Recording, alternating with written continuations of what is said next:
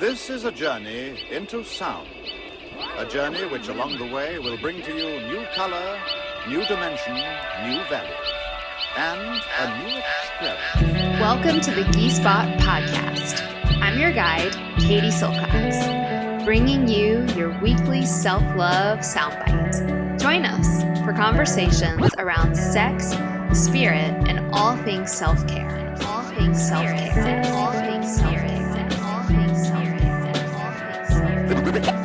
This is a journey into sound. Uno, dos, tres, cuatro. You are a Ghee Spot Podcast with Katie Silcox. Good morning, podcast listeners. I don't know if it's morning for you. It's morning for me. Today's podcast is brought to you by our beautiful sponsor, Ahara Ghee. I think it's probably my favorite ghee. She makes it with a very special kind of milk from A2 cows. Yeah, I didn't even know that cows had labels.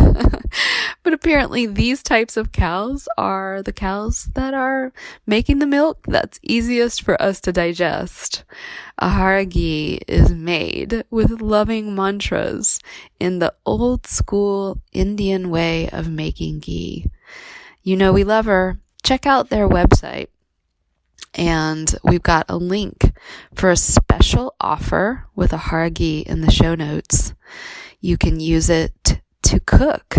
You can use it to drizzle over your food. In fact, it's recommended that you drizzle a teaspoon on top of your food at the end of the meal to make it more digestible.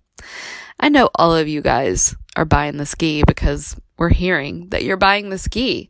Ahara Ghee's like, your listeners are buying our ghee. I'm like, I know. They're amazing people, and I only promote products that I love and use. We are a 100%, at least we try to be. We're not perfect, but we try to be in 100% integrity with our words and our actions, and I stand behind this ghee.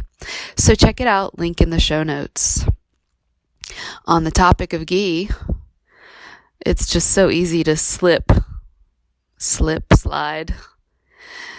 onto the honey gold ghee slide into the topic matter for today, which is the incredible spiritual, religious, birthright, God-given power of pleasure.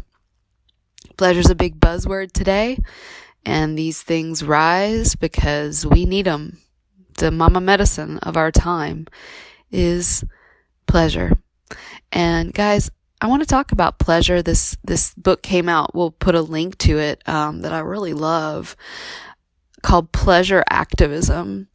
What a great title. And it's an interesting sort of feminist take on pleasure, and some really awesome contributions from a lot of different people about the importance of our pleasure and the political act that is claiming and owning our pleasure. It's just such a way of wrapping your brain around what that means to feel good, and shifting from the thinking that says that if you're feeling something pleasurable, then you're being selfish, into the thought that by living and experiencing your pleasure, you're actually doing a radical act of goodness for our planet.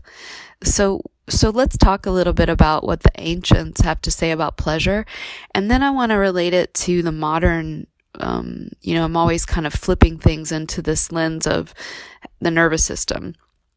And so, as an ardent student and somewhat of a rebel scholar around the ancient practices of Tantra, the tricky thing about Tantra is that Tantra can be defined as any tool or methodology that enables us to expand our awareness of what's real and what's possible for us in this individual form. And so ancients considered Tantra, that word, to mean a science. And so this explains why I think it explains why I'm so passionate about the science around our physiology and our brain and our body, and the whole field of Ayurveda, because Tantra at its essence is science. And sometimes that science is proven, quote, by modern Western and medical science, and sometimes it's not quite there yet. And so what we rely upon is this thousands of years of lineage of the human being having their own inner experiment going on in the body about how things work, and Tantra holds that living lineage. So pleasure, kama, is the Sanskrit word for pleasure, and Shakti is the word for power. And Kama Shakti was the power of our pleasure. The teachings say that in the beginning, there was just emptiness. There was this void. There was Shiva. There was this pure consciousness. You can think of it as a male god sitting alone in his cave in the Himalayas. And one day, something magical and mystical occurred. And that was the first time someone, we could say, had this incredible spark of desire. In other words, from a state of desirelessness came this little, you can imagine this sparkle of desire. And Shiva felt something. Shiva felt a longing to experience something different than what he was currently experiencing. And that longing took the form of desire. And what did he desire? He desired to experience the experience of falling in love. And you can't fall in love with, it's hard to fall in love with something that's not external to yourself. If you think about it just really practically and in your own experience, when have you fallen in love? Usually it's in relationship to something else and someone else. And so this sense of longing enabled him to manifest, right? Or call upon her. And that little mythology is a little bit weird, because in that instance, Shiva is a creator. But I'm cool with that, because in so many creation stories, the mother universe creates all the babies. And that's a beautiful story. But it's a different feeling to want and to long to have a baby. If you're listening and you've ever wanted to have a baby, you know that feeling. That's a different feeling than the desire to have a lover, right?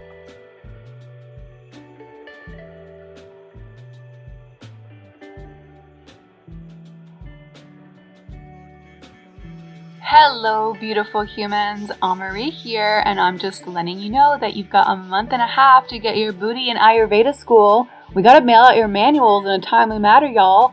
So if you wait till the last minute, you might not have it by the time class starts on January 15th.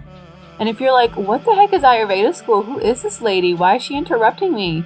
Go to theshaktischool.com and click on Ayurveda at the top, and you'll learn all about it. And if you want a sneak peek into Ayurveda School, there's a free mini course. I'm going to put that link in the show notes for you. All right, girls, if you need anything, write us, Ayurveda at theshaktischool.com with your questions, and I'll catch you later.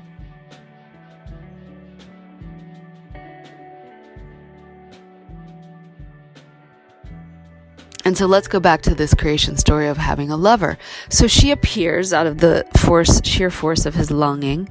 And from that, I won't go into the deeper story, but from that he begins to just look at her and just fall madly in love as she begins to intoxicate him with her hips undulating and her sexuality and her ability actually to create infinite forms. Shakti can create everything, and really it's through their love, through their dance, through their lovemaking that everything is formed, from the tiniest of grains of sand to the largest of planets. This whole dance is just them wanting one another. And so what Tantra says is that the microcosm is a mirror of the macrocosm. And so everything that we're experiencing, all of our emotions, all of our pains and sufferings, all of our heart's longings, all of these things are at play in the wider universe of creation. And so what has been revolutionary for me is to understand that my desires have been placed in me by God. The deepest desires of my heart have been placed in me by my Creator. And so if I can tune myself to my deepest heart's desire, what I'm doing is I am putting myself in a state whereby I can get messages from God herself. I am meant to want. Tantra says that we are all kama yoni, and I know I've said that to you guys before. We are wombs of desire. And why they call all people, not just women, kama yonis is that what a womb does is births things. And so when it says that we're kama yonis, it means we are just these little wombs that create more and more and more babies. In other words, we always want more. We always want something else. And that's an aspect of our being, to be in this longing to desire. And you can think about that as this really embodied, juicy, lusty, feminine place. And that's okay. And guess what else we have? We also have this ability to be super content with that which is already here. Desirelessness. And those two things aren't mutually exclusive. And the secret to all this dance is to be cool with all the things that you want and to be equally aware of the fact that it's pretty much already here, already given, being and doing, wanting and non-attachment, right? Non-grasping, knowing that it's santosha, right? Contentment, because it's already here. It's already here. And so when we talk about pleasure and we think about our nervous system, what we need to begin to do, and so what I think might be slightly lacking from the current conversation around pleasure, is that this is not you constantly reaching and grasping for more, although that's an aspect of you. It's also cultivating our physiological capacity and priming our body and our mind to be able to receive that which is already here. And this is not an intellectual act. This is a physiological preparation. So how do we do it? Well, we're so primed to notice what's missing. We're so primed to notice what's lacking and what doesn't feel good, which is always going to be a part of our experience. That's a part of what we do. We notice what's lacking, and we notice what we don't like, and that's really good. But that part of us is overly bloated, right? We're real good at that. We need to get really good at being able to, in our body, in our sensation, in our awareness, notice how our body is constantly giving us signals of that which feels good right now. What's good right now? So right now I'm at my mama's house. I'm visiting her. And my mom is a master of aesthetic pleasure. I'm laying in her bed. There's really soft sheets. And as a meditation, I just notice that. You're like, Katie's recording the podcast from bed. Yes, of course I am. That's where you have to record this particular podcast. And my mom has this really incredible down comforter and these insane pillows that are made of down. And if you don't have a bed that you enjoy, that's probably step number one. And I just let myself feel, why does that feel good? Like, how do I know that feels good? And all around the room, everything's painted this sort of same color of, I think she calls it cow's milk white. And there's white curtains, and there's a white sofa, and there's a white mantle, and a white, this fireplace is white mantle, white lampshade. Everywhere I look, there's some color, but it's mostly just this really soft cow's milk white. And I love it. And now I have to ask, why do I love it? Like, how do I know that I love it? What signals are coming from my body that tell me that I love it? And then I have a cup of tea, and it's made from green tea, and there's my favorite tea. And I'm drinking it in this mug that my mom got from a trip to the south of France, and it reminds me of Anne-Marie because that's where her family's from, and it's so sweet. And how do I know that I love it? Like, what's giving me signals? And I want you to do that right now. I want you, it doesn't matter where you are. You don't have to be in your favorite pleasure spot. You could be in your car. Doesn't it feel good to have your hands on the steering wheel and to feel that capacity of strength and your ability to drive? You're a grown-ass woman or man. You may be walking down the street and like, doesn't it feel good to be able to walk? And doesn't your body love it to walk? And how do you know? So right now, tune in. And it does, in other words, my loves, it's not that the pleasure doesn't always have to be you rolling around in the sack with some super hot dude. It doesn't have to mean that you are like slathering your body in baby oil. I don't know why I said baby oil, because baby oil is so gross. It doesn't mean that you are like eating this most decadent dessert, although all of those things are really nice, except the creepy baby oil part.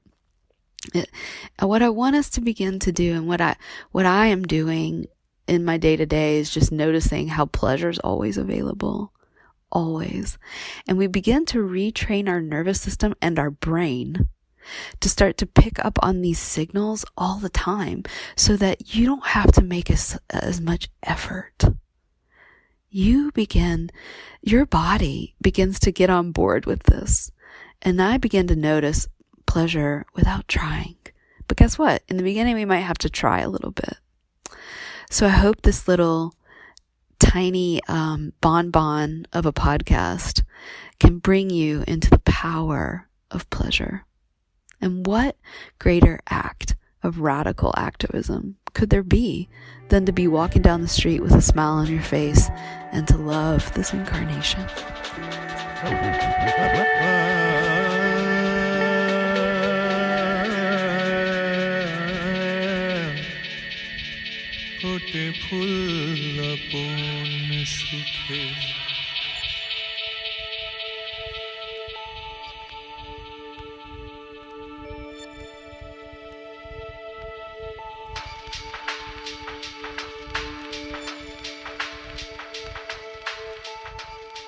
फूटे फूल